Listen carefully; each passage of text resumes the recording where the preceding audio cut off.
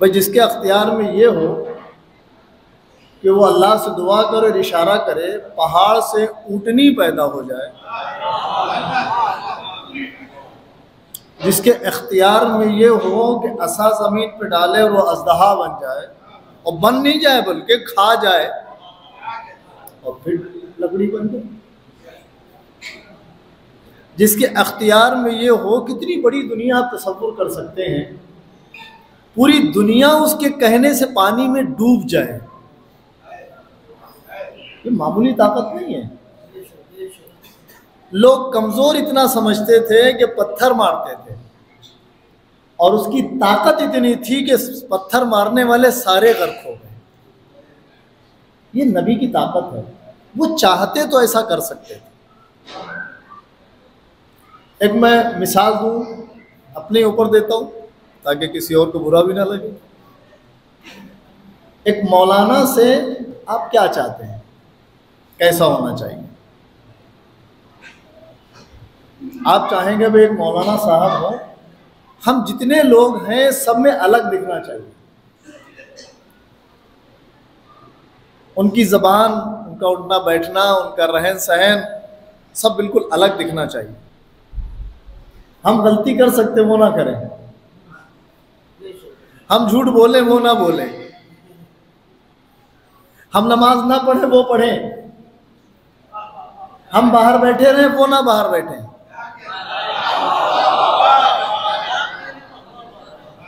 अरे भाई हम में और आप में फर्क क्या है? नहीं आप मौलाना है, ये कौन सी बात हो गई भाई? मौलाना है कि हमारे ऊपर 5 वक्त के बजाय 6 वक्त की वाजिब है, 5 की आप पर वाजिब, 5 वक्त हमारे ऊपर वाजिब। ऐसा तो नहीं कि आप पर रमजान में वाजिब, हमारे पर रमजान और शाबान दोनों पर वाजिब, ऐसा नहीं है ना। आप कुरान पढ़े ना पढ़े, हमको कुरान पढ़ना चाहिए। जितना आप पर वाजिब है उतना मौलाना साहब पर वाजिब, न जर्रा बराबर कम न जर्रा बराबर ज्यादा। तो फिर आप उम्मीद क्या रखते हैं? इनसे रिलेटेड मुंसलिक, मसलन खानदान वाले, घर, दोस्त, अहबाब, अगर कोई आलिम दिन आपके इलाके में हो, उसका दोस्त भी हो और वाकई वो आलिम का दोस्त कहलाए, आप ये कहेंगे नहीं आप इन पर भरोसा कर सकते हैं, मौलाना साहब के दोस्त हैं। कहते हैं कि नहीं कहते हैं? आप इन पर भरोसा कर सकते हैं, मौलाना साहब के भाई हैं। आप इन पर भरोसा कर सकते हैं, मौलाना साहब के पड़ोसी हैं। आप इन पर भरोसा कर सकते हैं, मौलाना साहब के खानदान के हैं। ये मौलाना साहब ही मरकज में क्यों है? बड़ा इतना खानदान होता है, मौलाना चाहे छोटा हो या बड़ा हो वो अलग बात है, और कोई छोटा बड़ा नहीं होता है। जो खुदा की बारगाह में जितना ज्यादा कर ले जाए वो बड़ा है, जितना इल्म हासिल कर ले जाए वो बड़ा है। तो फिर इससे मुंसलिक लोगों को कितना अच्छा आप देखना चाहते हैं? आप कहेंगे भाई सभी अच्छे होना चाहिए। तो अब ये बताइए, मौलाना साहब ज्यादा अफजल है कि मौला अफजल है? तो आप कहेंगे भाई मौला कहाँ और मौलाना कहाँ? मौला अफजल है। तो फिर मौलाना का दोस्त अच्छा होना चाहिए, तो फिर मौला का दोस्त भी अच्छा ही होना चाहिए। मौलाना का भाई अच्छा होना चाहिए, तो फिर मौला का भाई भी अच्छा ही होना चाहिए। तो फिर मौलाना से मुंसलिक नेक होंगे तो फिर इमाम से मुंसलिक कितने नेक होंगे? एक सलावत पढ़ दे मोहम्मद वाले मोहम्मद।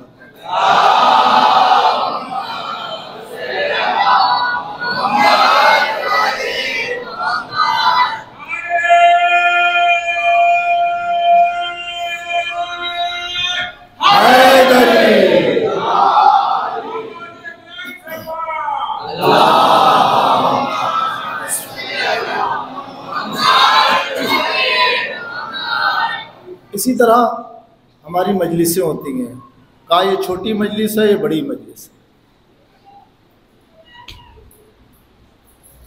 छोटी मजलिस कौन सी होती है, बड़ी मजलिस कौन सी होती है? हमारा मेयार है।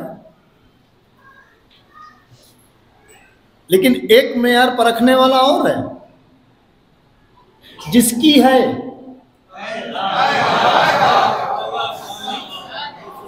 असली मेयार वहीं पर खा जाता है। अगर आपने मजलिस लोगों के लिए की है तो वहां छोटी है,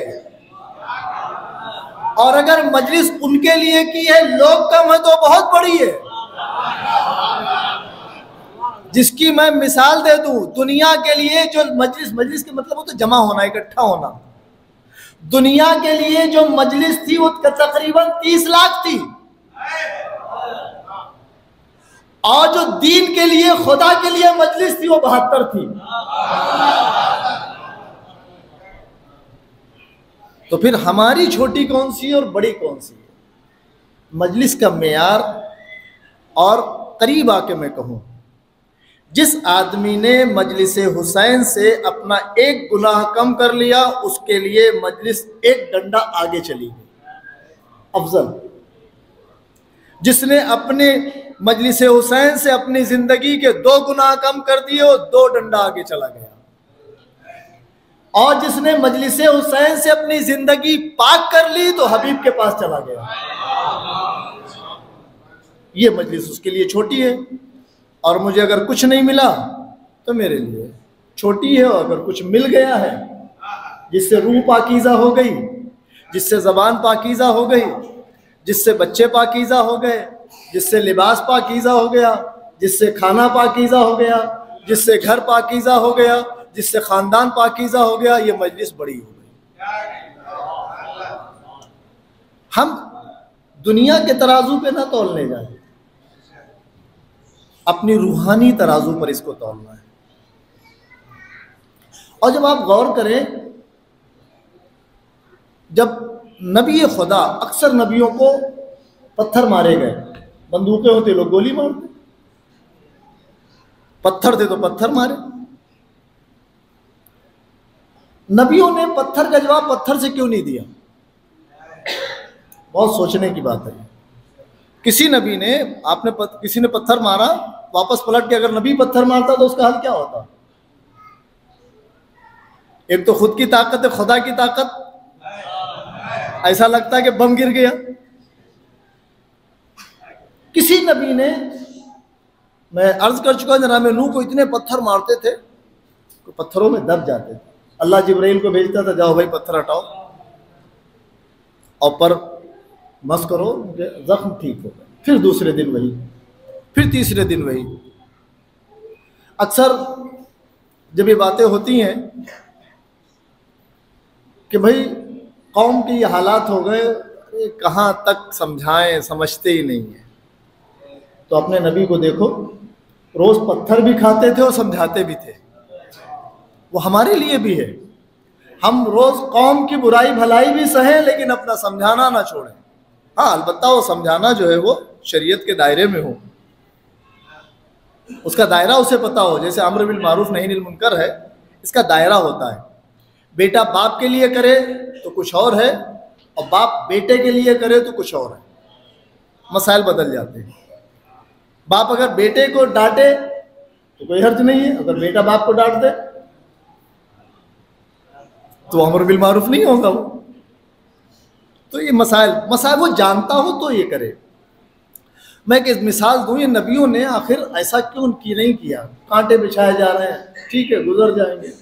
पत्थर मारे जा रहे हैं, वापस पत्थर नहीं मार रहे। मैं एक आपको मिसाल दूं ताकि बच्चे भी समझ जाएं। आपने देखा होगा, छोटे बच्चे जब गोद में होते हैं, कभी दादा का चश्मा पकड़ा और पटक दिया,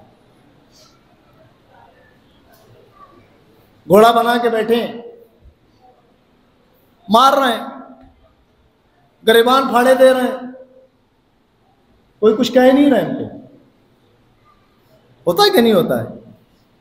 अच्छे से अच्छा बच्चे कितने लोग हैं, मोबाइल लाया और बच्चे ने पटक दिया। आप भी बच्चा पटक दीजिए। आप कहेंगे उसे तो कुछ पता ही नहीं है, मैं पटकूं क्या? अरे 50,000 का मोबाइल लाया, एक मिनट में उसने तोड़ दिया, कुछ भी नहीं कहा। यही बच्चा, सेम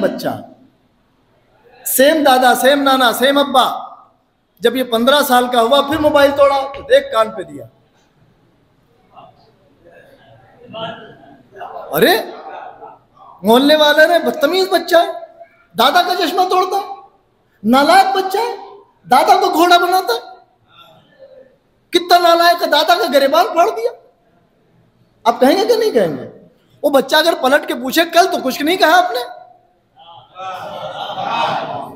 भाई आगोश में जब थे तो हमने चश्मा तोड़ा, आपने कुछ नहीं कहा, हमने गिरेबान फाड़ा, सबने तारीफ की, हम घोड़ा बना के बैठे, आप खुद बन गए, अब क्यों कर रहे हैं? कहा कल तक तू ना समझता, आज समझदार हो गया। पलट के नबी ने क्यों पत्थर नहीं मारा? क्योंकि गदीर तक दीन मुकम्मल नहीं हुआ था।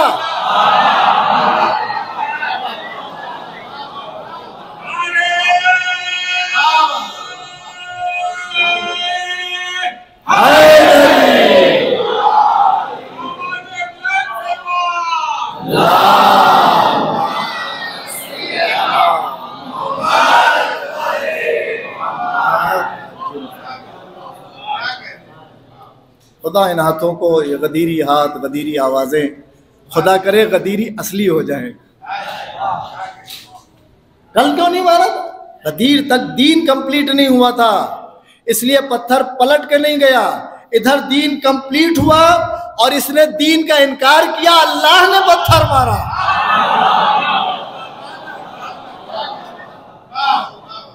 अच्छा, ये काम पहुंचाने के लिए खतरा है। जब अल्लाह ने रसूल से कहा या यो रसूल बल्लिग मा उनज़िला इलैका मिन रब्बिक, के रसूल तुम्हारा खुदा कह रहा है कि जो तुम पर पैगाम आया है उसे पहुंचा दो।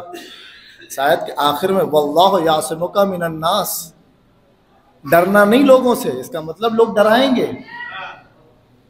ये आयत सिर्फ रसूल के लिए नहीं है, नामे अली जिस जमाने में तुम हो पहुंचाते रहो, डरना नहीं। ये खुदा का वादा है, वो मदद करेगा। और यही वजह है जिस जमाने में, जिस इलाके में, जिस शहर में, जिस मुल्क में अली का नाम लिया जाता है, अली वाले भले ही कम हो लेकिन वो जुर्रत रखते हैं, वो हिम्मत रखते हैं, और हर मकाम पर एक ही नारा होता है, नारा हैदरी।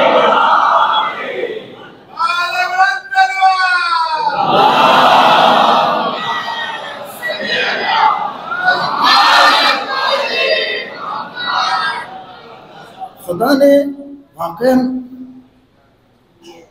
इनको वो ताकत दी है, वो कुव्वत दी है। भाई मैं अपने को कह रहा हूं, हम इतने गुनहगार होने के बाद उनका इतना करम है। अगर वाकई उनके करीब हो जाएं तो हर घर में एक बहलोल होगा। पागलपन वाला नहीं, जन्नत वाला। बहलोल का मतलब ये नहीं कि पागल थे, दीवाने नहीं थे, वो दाना थे, अक्लमंद थे। लोग ऐसा समझते हैं कि शायद वो पागल थे, इसलिए बहुत सारे लोग ऐसे पागलों की बात को अपने ऊपर ले लेते, नहीं पागल है तो अच्छी बात कह रहा होगा। वो पागल नहीं थे, वो इतनी मारिफत रखते थे कि दुनिया उनके सामने छोटी हो गई थी। उनके पास इतनी मारिफत थी। लिहाजा हम अगर कदम बढ़ा रहे हैं आज़ादारी के ज़रिए से, इस फर्श अज़ा के ज़रिए से, कलाम इलाही के ज़रिए से, कलाम मासूम के ज़रिए से, तो फिर हमारे लिए ज़रूरी है कि हम अपना इलाज करें। जिस तरह हमारी बॉडी, आप इसको क्या क्या खिलाएं, आप नॉर्मल खाना खा रहे हैं, नॉर्मल बॉडी है। आप ड्राई फ्रूट खाने लगेंगे, बॉडी में ताकत आ जाएगी। फ्रूट्स खाएंगे फसल के एतबार से, तो आपकी बॉडी मजबूत रहेगी। इसी तरीके से हमारा लिबास है, अच्छा कमाएंगे अच्छा लिबास पहनेंगे, महंगा पहनेंगे, अच्छा नहीं कमाएंगे सस्ता पहनेंगे। आखिरत भी ऐसा ही है। दुनिया मजरूल आखिरा, ये आखिरत की खेती है। मुकद्दमा यहाँ है और किताब वहाँ मिलेगी। ये आखिरत की खेती है। क्या बो रहे हो? गालियां बोल रहे हो, यकीन कर लो बुढ़ापे में गालियां मिलने वाली हैं, चाहे इधर से मिले या इधर से मिले। बुराइयां बोल रहे हो तो बुराइयां आना ही आना है। अल्लाह ने इस इंसान को हर चीज से अफजल बनाया है। जानवर हैं, फरिश्ते हैं और बहुत सारी मखलूक़ात हैं। किसी को कुछ दिया है, किसी को कुछ नहीं दिया, लेकिन इंसान को सब कुछ दिया है। फरिश्तों के पास अक्ल है, शहवत नहीं है। यानी उन्हें नहीं पता बिरयानी का मज़ा क्या होता है, उनको क्या पता शरबत कैसा होता है, उन्हें क्या मालूम खीर बनेगी तो उसका मज़ा, उनसे लेना ही देना नहीं। ख्वाहिशात है ही नहीं उनके पास। जानवर के पास ख्वाहिशात है, अक्ल नहीं है। जिसके खेत में ज़्यादा चला जाता है, जहां चाहता वहां बैठ जाता है। इसका मतलब ये इंसान बीच में है। अल्लाह ने इसे अक्ल भी दी है, ख्वाहिशात भी दी है। अगर ये अक्ल से काम लेता है फरिश्तों से अफजल, अगर ये ख्वाहिशात से काम लेता है तो जानवरों से बदतर। फर्श अज़ा पर यही सिखाया जाता है कि तुम अशरफुल मखलूकात हो, फरिश्तों से ऊपर हो, जानवरों से बेहतर हो। लेकिन अगर हम इस मकाम पर आ जाएं और कुछ ना मिले, जबकि खुदा का वादा है, वलक़द बअसना फ़ी कुल्लि उम्मतिन रसूलन, हर उम्मत के लिए एक रसूल दिया है। उनका क्या काम है? अन अअबुदुल्लाह वज्तनिबुत ताग़ूत, अल्लाह की इबादत करो और तागूत से, बुराइयों से, गैर खुदा से परहेज करो। बच्चों क्या मिलेगा? वमिनहुम मन हदल्लाह, तुमको हिदायत मिलेगी। और अगर ये ना करूं तो वमिनहुम मन हक्कत अलैहि ज़लाला, अगर ये नहीं करोगे तो जलील और रुस्वा हो जाओगे। देखना चाहते हो? फसीरू फिल अर्ज़, जब तुम जमीन पर चलो, फंजुर कैफा काना आक़िबतुल मुकज़्ज़बीन, देखो हमने झूठों का अंजाम क्या किया है। झूठों ने महल बनाए, झूठों ने फौजें इकट्ठा की, उनके महल आज लोगों की तफरीह गाह बने हैं। और जिन्होंने खुदा के लिए किया, घर नहीं बनाया, हमने उनके लिए आज महल बना दिए। एक सलावत पढ़ते मोहम्मद वाले मोहम्मद पर।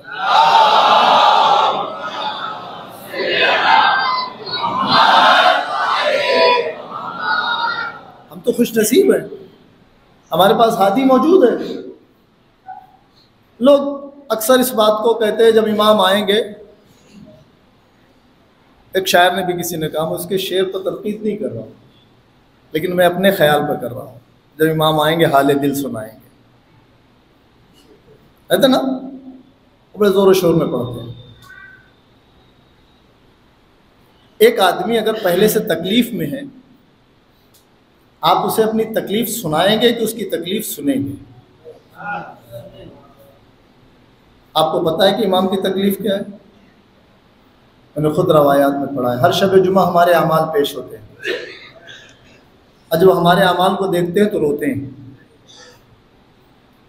हम अपना हाल दिल सुनाएं कि उनका सुने। वो तड़प रहे हैं वहां पर, यहां आने के लिए। हमारे दिल में किसका दर्द है? रोटी का, बच्चों का, घर का, मोहल्ले का, खानदान का, यही दर्द है ना, बीमारी का। लेकिन उनके दिल में दर्द जवानी अली अकबर का है। उनके दिल का दर्द सुनने के लिए तैयार हो। अपना दिल ऐसा बना ले कि जब वो आए तो हम पहले उनका दर्द सुने। ज़ियारत नाहिया कभी पढ़ी है?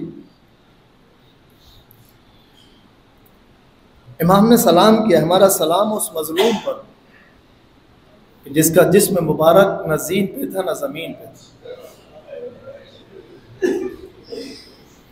आप उसका दर्द कैसे सुन सकते हैं जिसकी आंखों के सामने सारा मंजर है? क्या वो मंजर इमाम के सामने नहीं हो? जो हमारा और आपका मजलूम इमाम हल मिन नासिरुन यंसुरुना कह रहा है कोई जो हमारी मदद करे? क्या वो मंजर उनके सामने नहीं होगा? आपने देखा है जब जानवर को ज़बह किया जाता है तो कस्साब पहले पानी पिलाता है, छुरी को तेज करता है और सामने से ज़बह करता है शहरक को।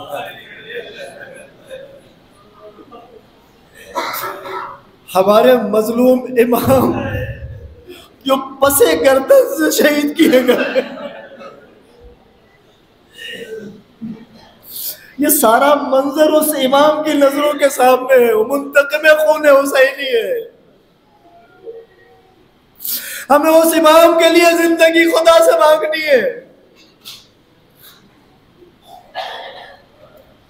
कल तक आपने देखा असर तक घरों में मर्द मौजूद थे।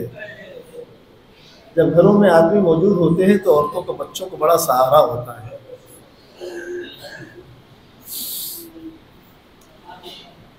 एक जुमला मैं आपके हवाले कर रहा हूं। अपने दिल को किस तरह संभालेंगे, दिल पे किस तरह लेंगे वो मैं नहीं जानता। एक बार शहीद होना आसान है,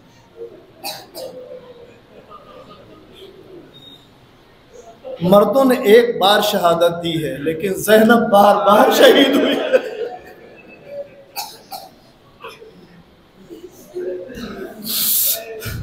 जब ख़याम जलाए जा रहे तो चादरें छीनी, ज़ैनब समझ रही कि मैं मर चुकी हूँ, अब मैं क्या बचूं। जलते में ख़याम से सैयद सज्जाद को लाना और रात के सन्नाटे में एक जली हुई चौक को लेके अब्बास की तरह पहरा देना। कल तक चादर दिया, चादर नहीं है। उसी रात के सन्नाटे में बीबी ने महसूस किया कोई घोड़े सवार आ रहा है। वो जली हुई चौक, शेर खुदा की बेटी जिसके सीने में इतने जख्म है कि जिसका मरहम नहीं हो सकता, जिधर से घोड़े सवार के आने की आहट महसूस हुई, बीबी आगे बढ़ती चली गई। उस घोड़े सवार को रोक दिया, भाई सुबह आके लूट लेना, अब हमारे पास कुछ नहीं बचा है। हमारे बच्चे अभी बस खाके करबला पे लेटे हैं। आने वाले को राह न गया, चेहरे से नकाब उलटी, ए बेटी मैं लूटने नहीं तेरा बाबा आया हूँ। बच्चों में खैबा फेंकी, खाके करबला सर पे डाली। ए बाबा, ये ज़ैनब है जो कभी आपके सामने नंगे सर तक न आई। ए बाबा, थोड़ी देर पहले आ जाते, मेरा भाई शहीद न होता।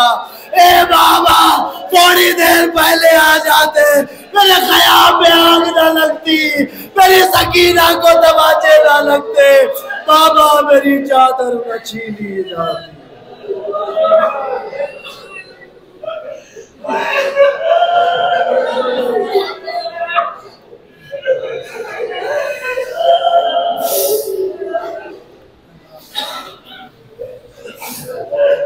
अल्लाह लानतुल्लाह अलल कौमिल ज़ालिमीन, सयअलमुल लज़ीना ज़लमू अय्याम यन्क़लिबून। इलाही बिहक़्क़ि ज़हरा अबीहा व बालिहा व बनीहा, खुदा इन आवाज़ों पर अपनी रहमत नाजिल करे। इन आंसुओं को रुमाल जनाब सैयदा में लगा इनायत फरमा। खुदाया हमारी इस अज़ादारी को कबूल फरमा। खुदाया अज़ादारान इमाम हुसैन अलैहिस्सलाम जहाँ जहाँ हैं, बिलखुसूस जिन मकामात पर हालात नासाज़गार हुए हैं उन सब पर खुसूसन हाज़रीन पर अपनी रहमतें, बरकतें, नेमतें, मग़फ़िरतें नाज़िल फरमा। हमारी इस अज़ादारी को कबूल फरमा। हम सबको करबला वालों के रास्ते पे चलने की तौफ़ीक़ इनायत फरमा। हमारे बच्चे बच्चियाँ जो दीनी और दुनियावी तालीमात हासिल कर रहे हैं, खुदाया उन्हें कामयाबी व कामरानी इनायत फरमा। जो रोज़ी के लिए परेशान है, इसी फ़र्श अज़ा के सदक़े से उन्हें रिज़्क़ कसीर, रिज़्क़ हलाल इनायत फरमा। जिनको तूने रोज़ियाँ अता की हैं, इसी फ़र्श अज़ा के सदक़े से उनको बरकत इनायत फरमा। हम सबको हज व ज़ियारत से मुशर्रफ फरमा। इमाम ज़मान अलैहिस्सलाम को ज़ुहूर में ताजील फरमा। हम सब को उनके नासिर व मददगारों में शुमार फरमा।